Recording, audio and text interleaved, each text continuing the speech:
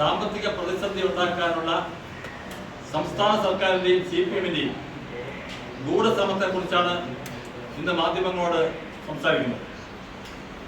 തിരുവനന്തപുരം കോർപ്പറേഷന്റെ ഫണ്ട് തട്ടിയെടുക്കാൻ സർക്കാരിന്റെ ശ്രമം തുടങ്ങിയിരിക്കുകയാണ്. കഴിഞ്ഞ നവംബർ 11-ാം തീയതിയാണ് തിരുവനന്തപുരം കോർപ്പറേഷന്റെ കൗൺസിലിന്റെ കാലാവധി അവസാനിക്കുന്നത്. നവംബർ 18-ാം തീയതി സംസ്ഥാന സർക്കാരിന്റെ ധനകാര്യ additional chief secretary Shri Jyothiraj IAS ഒരു കത്ത് നഗരസഭാ സെക്രട്ടറിക്ക് കൈമാറിയിട്ടുണ്ട്. അത് കത്ത് നഗരസഭാ സെക്രട്ടറിക്ക് മാത്രമാണ് കൈമാറിയിട്ടുള്ളത്. 200 കോടി രൂപ സർക്കാരിലേക്ക് എത്തിക്കണം എന്നുള്ളതാണ് ആ കത്തിൽ പറഞ്ഞിട്ടുള്ളത്. ഇത് വളരെ രഹസ്യമായിട്ടുള്ള ആസൂത്രിതമായിട്ടുള്ള ഒരു നീക്കമാണ് ശ്രീ ജ്യോതിരാജ് ഒപ്പിട്ട കത്തിനെ കൂടെ നമുക്ക് വെളിവാക്കുന്നത്. പുതിയ ഭരണസമിതി അധികാരമേൽക്കുന്ന സമയത്ത് സാമ്പത്തിക പ്രതിസന്ധി രൂക്ഷമാകുക, സാമ്പത്തിക പ്രതിസന്ധി രൂപപ്പെട്ടുകൊണ്ട് വരുന്ന ഭരണസമിതിക്ക് മുന്നോട്ട് പോകാനുള്ള തടസ്സങ്ങൾ ഉണ്ടാക്കുക, നഗരത്തിലെ ജനങ്ങളെ ബുദ്ധിമുട്ടിക്കുക എന്നുള്ള ലക്ഷ്യത്തോടു കൂടിയാണ് സംസ്ഥാന സർക്കാർ ഇത്തരത്തിലുള്ള നീക്കങ്ങൾ നടത്തുന്നത്.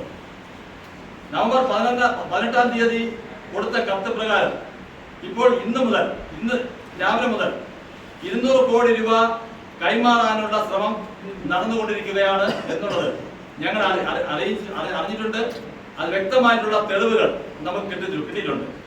ഇത് നമ്മുടെ തിരുവനന്തപുരം കോർപ്പറേഷന് വരാൻ പോകുന്ന ഭാരതീയ ജനതാ പാർട്ടി നയിക്കുന്ന ഭരണസമിതിയെ എല്ലാം കൊണ്ടും തകർക്കുക എന്ന ലക്ഷ്യത്തോടു കൂടി ഉള്ള ശ്രമത്തിന്റെ ആദ്യ ഭാഗമായിട്ടാണ് ഇതിനെ കാണാൻ ഭാരതീയ ജനതാ പാർട്ടി ആഗ്രഹിക്കുന്നത്, ഭാരതീയ ജനതാ പാർട്ടി ആരോപിക്കുന്നത്. ഇതിനെ ശക്തമായി തന്നെ BJP നേരിടും. പുതിയ ഭരണസമിതിക്ക് പ്രതിസന്ധി ഉണ്ടാകുന്ന ഇത്തരം നീക്കങ്ങൾ ഒരു കാരണവശാലും ജനങ്ങളെ ഉൾപ്പെടുത്തിക്കൊണ്ട്, ബഹുജനങ്ങളെ ഉൾപ്പെടുത്തിക്കൊണ്ട് ശക്തമായിട്ടുള്ള സമര പരിപാടിയിലേക്ക് ഭാരതീയ ജനതാ പാർട്ടി മുന്നോട്ട് പോകുമെന്ന് നിങ്ങൾ അറിയിക്കുകയാണ്.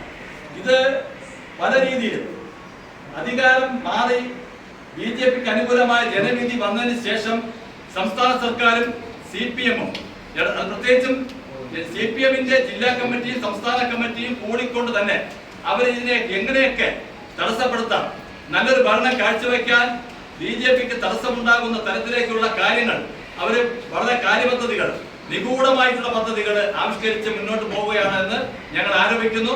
ഇതിനെ ശക്തമായി തന്നെ ഞങ്ങൾ തടയിടാൻ ശ്രമിക്കുമെന്ന് നിങ്ങൾ അറിയിക്കുകയാണ്.